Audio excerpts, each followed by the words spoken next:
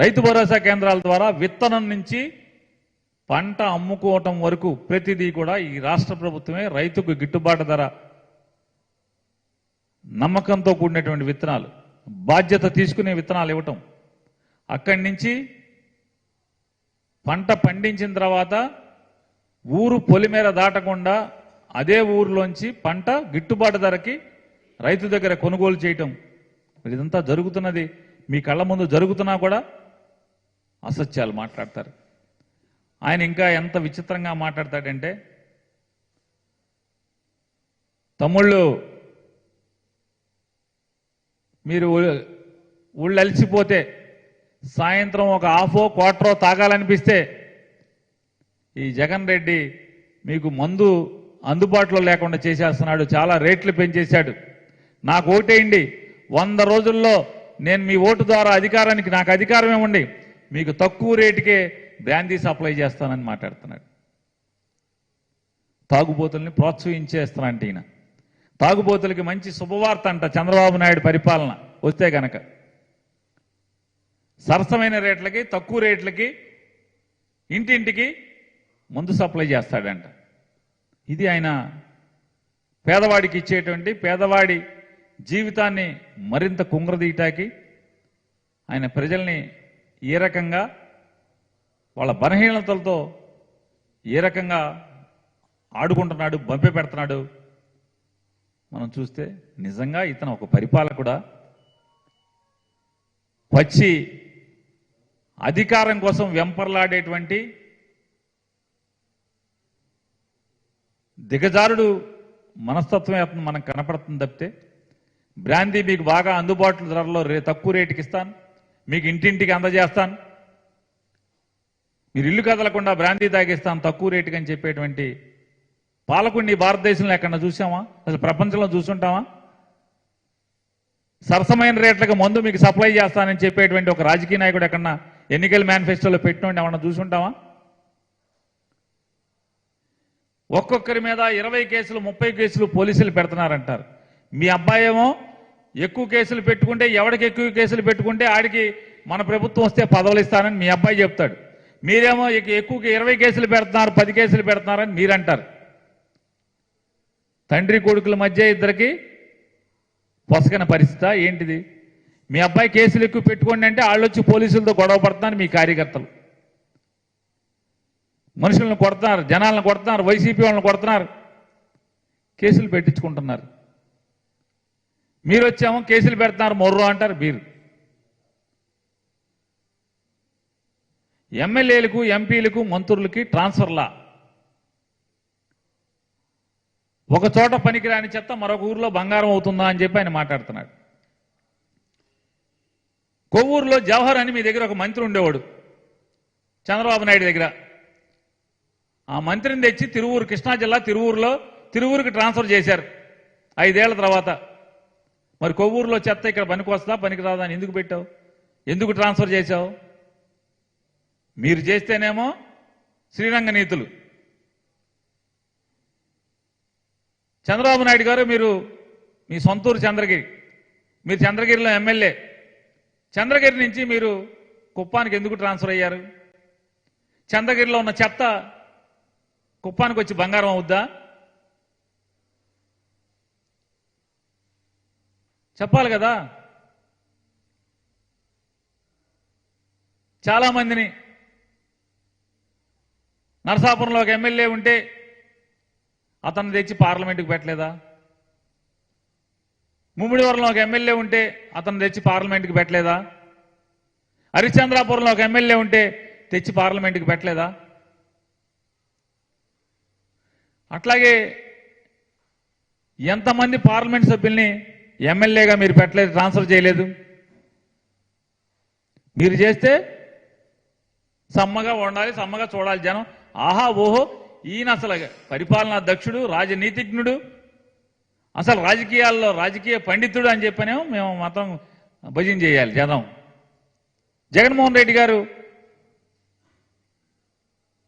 ఈ రకమైనటువంటి సర్దుబాట్లు చేస్తే చెత్త, బంగారం, కుప్ప ఇవన్నీ మాట్లాడతాం.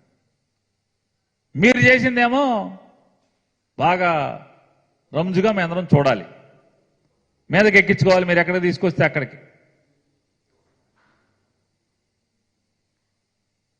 ఆయన సూపర్ 6 అంట, కొత్తగా కనిపెట్టాడంట.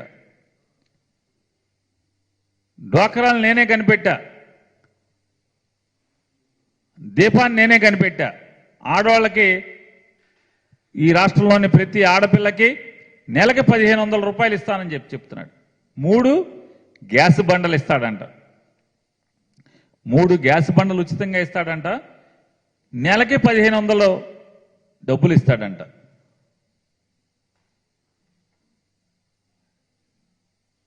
చంద్రబాబు నాయుడు గారి 2014 మేనిఫెస్టో,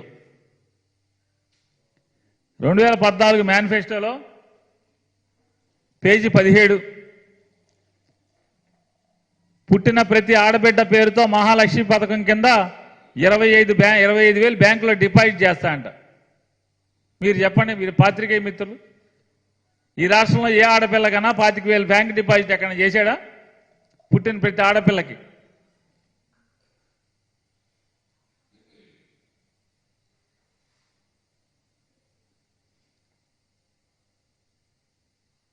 పేద మహిళలందరికీ స్మార్ట్ సెల్ ఫోన్లు ఉచితంగా ఇస్తాం. మేనిఫెస్టో 14లో ఏ ఒక్క ఆడపిల్లకన్నా ఈ రాష్ట్రంలో ఒక్క సెల్ ఫోన్ ఇచ్చాడా? డ్వాక్రా అక్క చెల్లెలందరికీ సెల్ ఫోన్ ఇస్తానని ఎన్నికల మేనిఫెస్టోలో చెప్పాడు. ఏ ఒక్క ఆడపిల్లకన్నా ఒక్క సెల్ ఫోన్ ఎక్కడ ఇచ్చాడా? ఇచ్చిన పాపాన పోలేదు. సంవత్సరానికి ఒక కుటుంబానికి 12 గ్యాస్ సిలిండర్లు, ఒక్కో సిలిండర్కు 100 రూపాయల సబ్సిడీతో ఆధార్ కార్డుతో సంబంధం లేకుండా సరఫరా చేస్తాం. ఈ పోయే మాటలు ఈ మేనిఫెస్టోలో ఎవడు పెట్టాడు? మళ్ళీ ఇప్పుడు 3 మాటలు ఇస్తాడంట. ఈ చంద్రబాబు నాయుడికి ఎంతకన్నా పోటుగాడు మనకెవడు దొడకడు. ఈ మేనిఫెస్టోలో 12 బంటలు సబ్సిడీకి 100 రూపాయల మీద 100 రూపాయలకి ఇస్తా అని చెప్పావు. ఎవరికి ఇచ్చావు? ఒక్క గ్యాస్ బండి ఎవరికన్నా 12 బండ్లు ఇచ్చావా? ఎవరికన్నా 12 బండ్లు కాదు, ఒక్క బండి ఎవరికన్నా ఇచ్చావా? 5 ఏళ్లలో 60 బండ్లు ఇవ్వాలి. 60 బండ్లు కాదు, 6 బండ్లు కాదు, 6 బండ్లు కూడా ఎవరికి ఇవ్వలేదు. అంటే ఎంత దగాకోరు మాటలు ఉంటాయో, దగాకోరు హామీలు ఉంటాయో, దగాకోరు వాగ్దానాలు ఉంటాయో.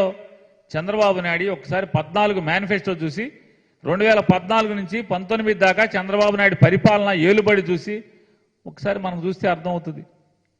అధికారం కోసం ఎంత పచ్చి దగాకైనా సిద్ధపడేటువంటి వ్యక్తి చంద్రబాబు నాయుడు. ఇవాళ ఆయన చెప్తాడు, నా కోసం కష్టపడండి తమ్ముళ్ళు సైకిల్ ఎక్కండి, నేను దారి చూపిస్తా, బంగారు భవిష్యత్తు చూపిస్తా. మండల కేంద్రాలకు మీరు నడుచుకుంటా వెళ్తే అక్కడ వర్క్ స్టేషన్లు ఏర్పాటు చేస్తా, మీరు పని చేసుకోవచ్చు అని మాట్లాడుతున్నాడు. 14 ఏళ్లలో ఏ ఒక్క రోజన్నా ఏ తమ్ముడికైనా నీ కోసం కష్టపడే తమ్ముడికి లేదా ఈ రాష్ట్రంలో ఓటేసిన ప్రజలకి బంగారు భవిష్యత్తుకి ఏం చూపించావు దారి? మీ అబ్బాయికి తప్పితే దారి ఎవరికి చూపించావంటే మీ అబ్బాయికి చూపించావు బంగారు భవిష్యత్తుకు దారి. అంటే మీ అబ్బాయికి వచ్చేస్తే ఈ రాష్ట్రంలో అందరికి వచ్చేసినట్టేనా? మళ్ళీ ఇప్పుడంట ఈయన కోసం 100 రోజులు పనిచేయండి, సైకిల్ ఎక్కండి, నా కోసం సైకిల్ తొక్కండి 100 రోజులు, కష్టపడండి, బంగారు దారి చూపిస్తా, బంగారు భవిష్యత్తు అంట. ఏ 14 ఏళ్లలో ఎవరికేం దారి చూపించలేదా? కనిగిరిలో రక్షిత మంచినీళ్ళు ఇస్తా, ఎక్కిన మొదటి సంవత్సరంలోనే కనిగిరికి మంచినీళ్ళు ఇస్తా అంట. ఏ 2014లో ఎందుకు ఇవ్వలేదు? అంతకుముందు ఎందుకు ఇవ్వలేదు? కనిగిరి ఫ్లోరైడ్ నీళ్లు తాగుతున్నారని తెలీదా? ఓట్ల కోసం వెళ్ళి అక్కడ ఒక మీటింగ్ పెడితే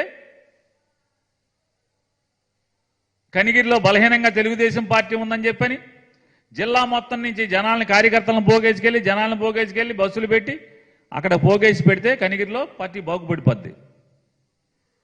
కనిగిరిలో నీళ్ళు ఇచ్చేస్తామని చెప్పేస్తావు. మరి 2014 నుంచి 19 దాకా నిద్రపోయారా? మీ అబ్బాయే కదా గ్రామీణ నీటి సరఫరా చూసింది. తండ్రి కొడుకులు ఇద్దరు నిద్రపోయారా? కనిగిరిలో ఫ్లోరైడ్ లేదా? బీసీల కోసం జై హో బీసీ అని చెప్పి సభలు పెడతా అంట. అంటే ఓట్లు కావాల్సి వచ్చినప్పుడు జై హో బీసీ అని పాడతావు, అధికారం ఉన్నప్పుడు బీసీలకి ఒక్క బీసీలకి ఏం చేశాం? ఇస్త్రీ పెట్టించాం. ఇయే కదా మనం చెప్పేది. గొర్రెలు ఇచ్చాం, ఇస్త్రీ పెట్టించాం, కళ్ళు గీయటానికి తునగాల బండి ఇచ్చాం, కొడవలు ఇచ్చాం. అంటే కులవృత్తులు, బీసీలు కులవృత్తుల్లోనే ఉండిపోవాలి. కానీ ఇవాళ ప్రపంచవ్యాప్తంగా వెనుకబడిన కులాలు కానీ, పేదరికలు ఉన్నటువంటి దళితులు కానీ వీరందరూ దేశ విదేశాల్లో వెళ్తున్నారంటే నాడు రాజశేఖర రెడ్డి గారు 2004లో ముఖ్యమంత్రి అయిన తర్వాత సంపూర్ణమైనటువంటి ఫీజు రీయింబర్స్ ద్వారా చదువు మొత్తాన్ని ఉచితం చేయటం ద్వారా ఎంతోమంది వెనుకబడిన తరగతులకు సంబంధించినటువంటి పిల్లలు ఇంజనీరింగ్ చదువుకుని, వృత్తి విద్య చదువుకుని దేశ విదేశాల్లో స్థిరపడ్డారు తప్పితే చంద్రబాబు నాయుడు గారు మీరు బీసీలకు ఏం చేశారు? ఒక్క మాట చెప్పగలిగావా? పోనీ ఆ సభలో చెప్పావా? నేను 14 నుంచి 19 దాకా వెనుకబడిన కులాల అభ్యున్నతికి ఈ మహిళరాళ్ళు ఈ గుర్తుంచుకునేటువంటి ఈ పనులు చేశాను, లేదా అంతకుముందు నా 14 ఏళ్ల రాజకీయ జీవితంలో ముఖ్యమంత్రిగా పనిచేసిన 14 ఏళ్లలో బీసీలకు ఇది చేశాను అని ఒక్క మాట చెప్పగలిగావా? చెప్పలేవు.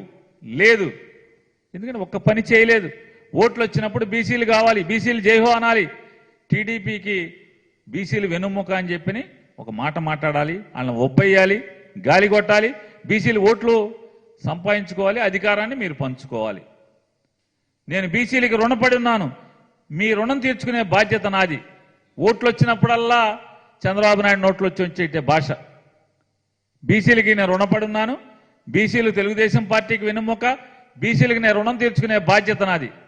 ఎన్నిసార్లు బాధ్యత లేని ప్రవర్తన, బాధ్యత లేని మీ ప్రవర్తన మీ దిన్నాళ్ళు ఎందుకని బాధ్యత లేకుండా ప్రవర్తిస్తారు? మైనార్టీలకు రంజాన్ తోఫా ఇవ్వలేదు జగన్మోహన్ రెడ్డి గారు. ఏంటి రంజాన్ తోఫా? ఆ రోజు నువ్వు ఒక పాయసం, ముక్కిపోయిన పాయసం ప్యాకెట్ ఇస్తే సరిపోద్దా? ఆ పాయసం ప్యాకెట్ హెరిటేజ్, నెయ్యి హెరిటేజ్లో ఉన్న సామాన్లన్నీ అమ్ముకుంటాక రంజాన్ తోఫా, క్రిస్మస్ కానుక, సంక్రాంతి కానుక, మన హెరిటేజ్ సామానాన్ని అమ్ముకుంటాం. అరే నిజంగా మైనార్టీలు ఉద్ధరించబడాలంటే ఏం చేయాలి? చదువు నేర్పాలి, నాణ్యమైన చదువు నేర్పాలి, వృత్తి విద్యలు నేర్పాలి, ఉద్యోగ అవకాశాలు కల్పన చేయాలి. అది లేదు. రంజాన్ తోఫా ఇస్తా అంటే రంజాన్కి సేమియా వండుకుని తింటే అయిపోతుంది. అది కూడా హెరిటేజ్ సేమియా వండుకోవాలి, హెరిటేజ్ నెయ్యి పోయాలి. ఇది మైనార్టీలకు మాత్రం 5 ఏళ్లలో మంత్రి లేదు. అధికారం ప్రజల నుంచి మాత్రం ఓట్లు వేయప్పుడు మాత్రం మైనార్టీలు ఓట్లు వేయాలి. 5 సంవత్సరాల్లో మైనార్టీ మినిస్టర్ లేడు. ఇది ఈయన మైనార్టీల పట్ల వాళ్ళ రక్షణకి బాధ్యత తీసుకుంటాడంట. ఇప్పుడు కొత్తగా